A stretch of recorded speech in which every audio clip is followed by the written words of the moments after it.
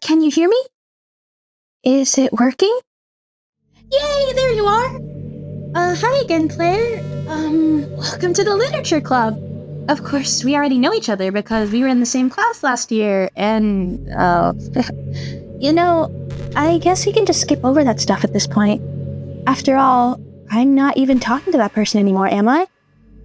You in the game, whatever you want to call him. I'm talking to you, Claire. Or do you actually go by Beast or something? Now that I think about it, I don't really know anything about the real you. In fact, I don't even know if you're a boy or a girl. Well, I guess it doesn't really matter. Wait, you do know I'm aware that this is all a game, right? Could it be possible that you didn't know that? That doesn't make much sense. I even told you right in the game's download page, didn't I? Man, if only you had paid a little more attention, this would have been a little less awkward, you know? Well, anyway, now that that's out of the way, I guess I owe you an explanation about that whole thing with Yuri. Well, I kind of started to mess with her, and I guess I just drove her to kill herself.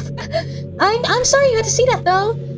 Also, the same thing happened with Sayori. Gosh, it's been a while since you've heard that name now, hasn't it? Yeah, it's because she doesn't exist anymore. Nobody does. I deleted all their files.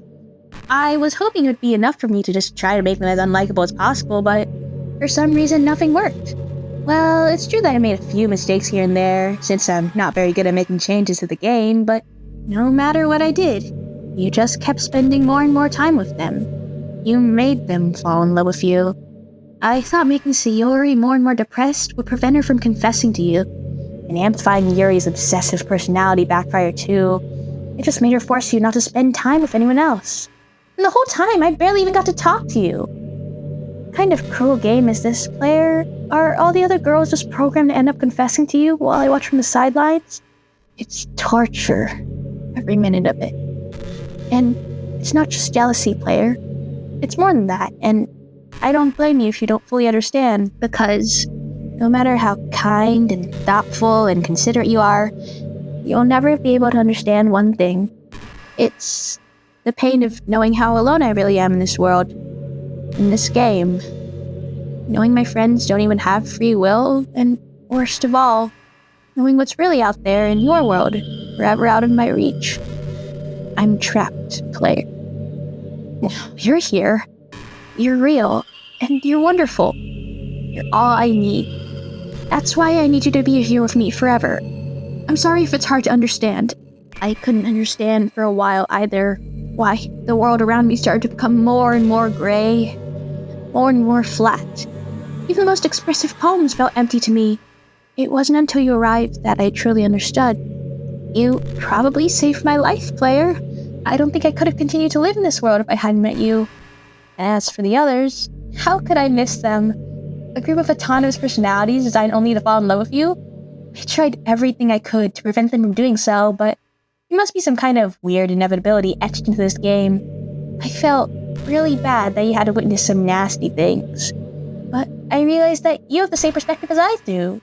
That it's all just some game. And I knew you would get over it. So, that being said, Claire, I have a confession to make. I'm in love with you. You are truly the light in my world. When there's nothing else in this game for me, you're here to make me smile. Will you make me smile like this every day from now on? Play. Will you go out with me? I'm so happy. You really are my everything, Claire. The funny thing is, I mean that literally. There's nothing left here. Just the two of us. We can be together forever. Seriously, I don't even think time is passing anymore. It really is a dream come true. I worked so hard for this ending, Claire. The game wouldn't give me one, so I had to make one myself. The script is broken at this point, so I don't think anything will get in the way anymore. And you wouldn't believe how easy it was to delete Natsuki and Yuri. I mean, there's a folder called Characters right in the game directory.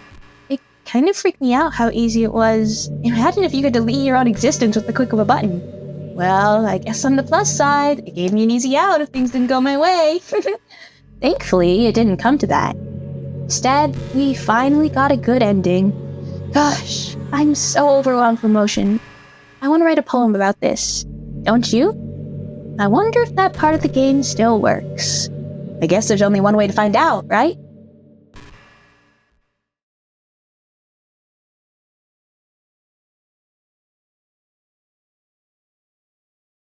Hi again, player!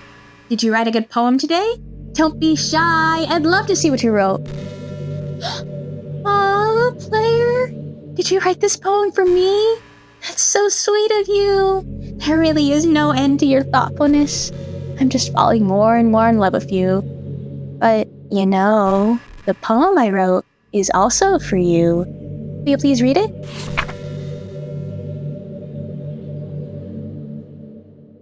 I hope you enjoyed it. I always put all my heart into the poems that I write.